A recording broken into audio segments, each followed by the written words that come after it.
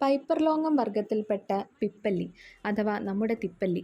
വിട്ടുമാറാതെ തുടർന്നു നിൽക്കുന്ന പനി, ചുമ, ദഹനക്കേട്, വിശപ്പില്ലായ്മ, ശ്വാസംമുട്ടൽ, കൃമിവികാരങ്ങൾ എന്നിവയ്ക്ക് തിപ്പല്ലി ചൂർണവും ശർക്കരയും വേണ്ട പോലെ യോജിപ്പിച്ച് കഴിക്കാം. തിപ്പല്ലി പൊടിച്ച് തേൻ ചേർത്ത് കഴിക്കുന്നതും, തിപ്പല്ലി നെയ്യിൽ വറുത്തു പൊടിച്ച് അല്പം ഇന്ദുപ്പുമായി ഉപയോഗിക്കുന്നതും, തിപ്പല്ലി, ചുക്ക്, കടുക്ക ഇവ സമം ഉണക്കിപ്പൊടിച്ച് തേനും കൂട്ടി കഴിക്കുന്നതും ചുമയ്ക്ക് അത്യുത്തമമാണ്. അതിസാരത്തിനും ഛർദിക്കും ടോൺസിലൈറ്റിസിനും തിപ്പല്ലി ഒരു അമൂല്യ ഔഷധമാണ്.